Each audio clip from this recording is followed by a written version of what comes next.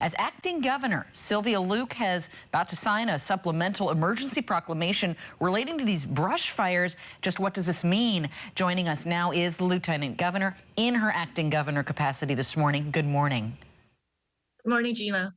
Tell us what's going on that necessitated this second follow-on proclamation. First of all, let me say on behalf of the state and also on behalf of the governor, our hearts go out to the residents impacted because of the brush fires. A lot of times hurricanes, we expect flooding and significant amount of rain, but a lot of times we don't expect this type of activity with brush fires destroying towns and structures and homes. So, it is a really sad day, and we've been up all night, working on this issue.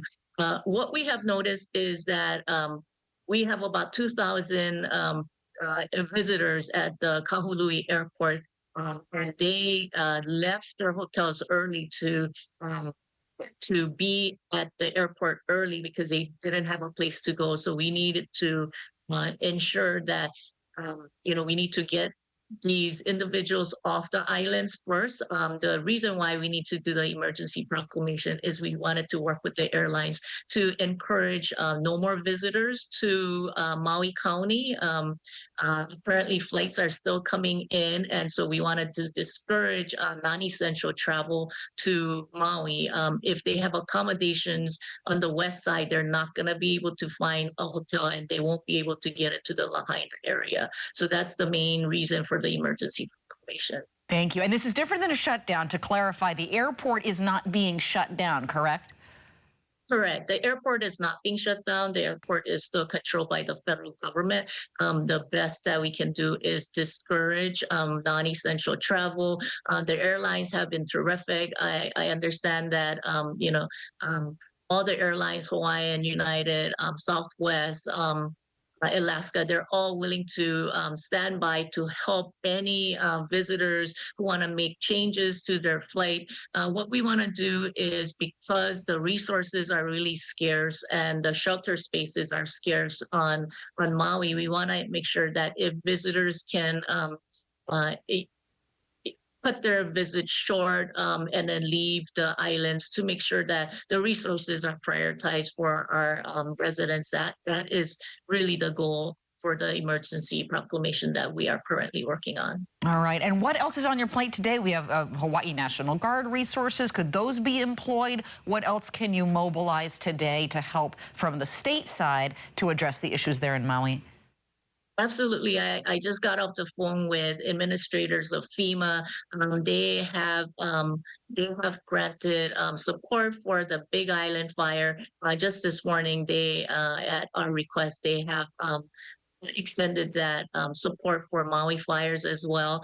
We have been contact with the mayor, both mayors, Maui and the Big Island, and we will be providing National Guard service and support staff. I do understand that Department of Transportation personnel will be flying to Maui because, in addition to the regular travel, the TSA lines and the travel lines will be long. So we are deploying additional personnel to the airport.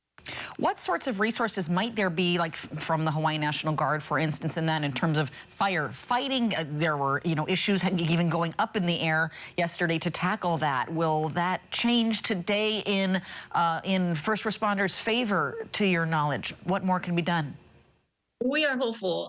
We weren't able to provide air support only because of the heavy winds that precluded some planes to take off and provide those water bucket resources to spray certain areas. We're hopeful that with the wind gusts reducing over a period of today, we're hoping to deploy some of the air support. In addition to that, what we have noticed is it's really unfortunate that a lot of communication devices have been shut off. 911 service is not working. The other thing is your mobile devices and internet have been cut off, and that's why I think Maui County to some extent had difficulty in fully assessing what was happening on the west side. We can deploy personnel with satellite phone technology so we can bring communication, and we are working with various hotels to get the word out. So a lot of things need to be done, including shelter spaces. All the shelter spaces had to be moved several times because of changing direction of fire. So we're in direct communication just to see if there are different and additional shelter spaces. Thank you, Acting Governor Sylvia Luke. We'll circle back with you through the day. Thank you.